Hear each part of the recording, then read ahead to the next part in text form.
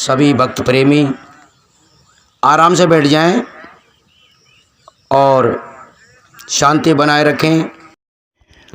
आज मैं आपके बीच में एक ऐसी जानकारी लेकर के आया हूं जिसे अगर आपने सही से सुना, उस पर मनन किया, चिंतन किया, तो मैं आपसे दावे के साथ कहता हूं आपको अपनी औकात का पता चल जाएगा कि आज हम क्या हैं। भारत स्वतंत्र होने से पहले यहाँ अंग्रेज़ शासन करते थे। अंग्रेज़ भारत को लूटने की नीयत से आए थे और उनको यहाँ से भगाने के लिए तमाम हमारे बहुजन समाज के, देश भारत के लोग वीर सको शहीद हुए।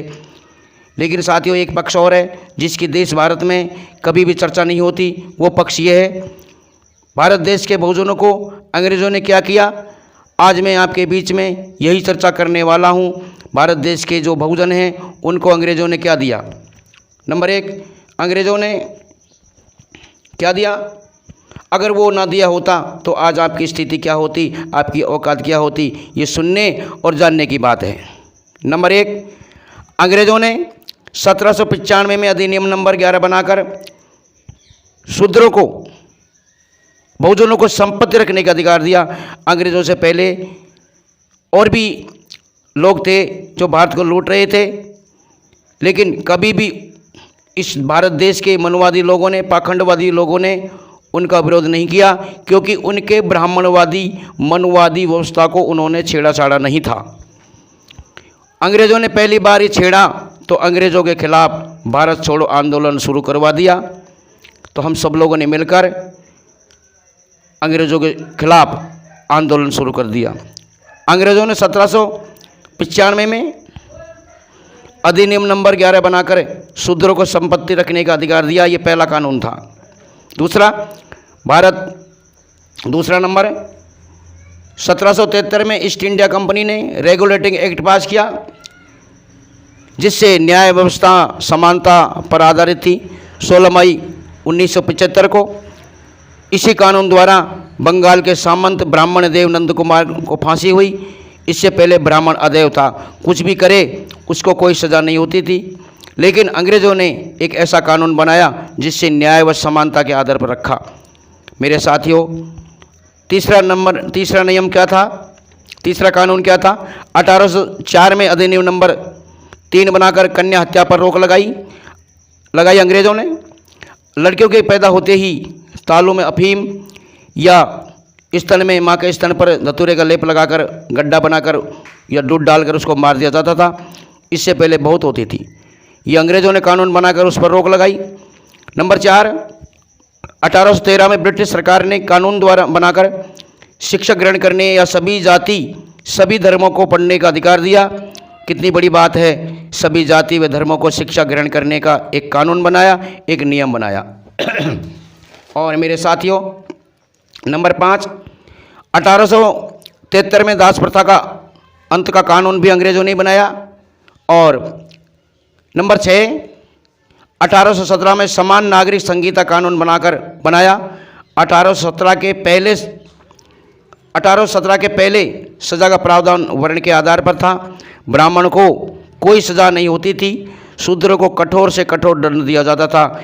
अंग्रेज़ों ने जो सज़ा का प्रावधान था समाप्त कर दिया।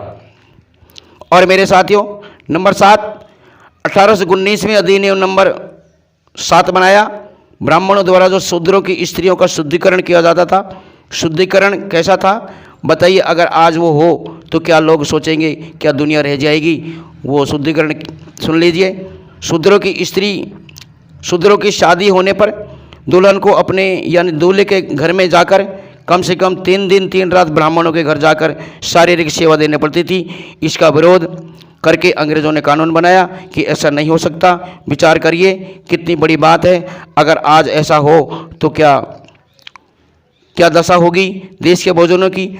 आगे देखो अंग्रेज़ों ने बहुजनों के लिए क्या दिया। नंबर 1, 1830 में नरबली प्रथा पर रोक लगाई। देवी देवता को प्रसन्न करने के लिए शूद्र स्त्री व पुरुषों को मंदिर में सिर पटक करके मार दिया जाता था। उनको प्रसन्न करने के लिए प्रस्तुत कर दिया जाता था। नरबली पर अंग्रेज़ों ने ही रोक लगाई। नंबर 9, 1833 में अधिनियम 87 द्वारा सरकारी सेवा में भेदभाव पर रोक दिया था। योग्यता के आधार पर किसी भी भारतीय के जन्म स्थान, वर्ण, जातियाँ, रंग के आधार पर तब से वंचित नहीं रखा जाता था। ये नियम अंग्रेजों ने बनाया। नंबर 10, 1834 में पहला भारतीय विधि आयोग का गठन हुआ, लेकिन कानून बनाने की व्यवस्था जाति पर धर्म क्षेत्र की भावना से उठकर आयोग का प्रमुख उद्देश्य था। और मेरे साथियों, नंबर 11 में 1835 में प्रथम पुत्र को गंगा दान पर रोक लगाई। ऐसा होता था कि पहला पुत्र होता था गंगा को दान कर दिया जाता था। शूद्रों के घर में ये पहला बच्चा लड़का पैदा हुआ है तो उसको गंगा में फेंक देते थे। पहला पुत्र क्योंकि हष्ट-पुष्ट स्वस्थ होता था उसे फेंकवा देते थे ताकि वो ब्राह्मणों से लड़ नहीं पाए, गंगा के दान में करवा देते। इस प्रथा को अंग्रेज़ों ने रोका था। नंबर 12, 7 मार्च 1835 को लॉर्ड मैकाले ने शिक्षा नीति राज्य विषय कानून बनाया। उस शिक्षा को अंग्रेजी माध्यम से बनाया। उस शिक्षा जितनी भी थी उसको अंग्रेजी माध्यम से दिया गया। और मेरे साथियों, सबको समान शिक्षा दी, लेकिन अंग्रेज़ों के जाने के बाद मनवादी सरकार में आए, उन्होंने शिक्षा को, जो सरकारी शिक्षा थी, उसमें निजीकरण कर दिया। अब बड़े लोग ही पढ़ सकते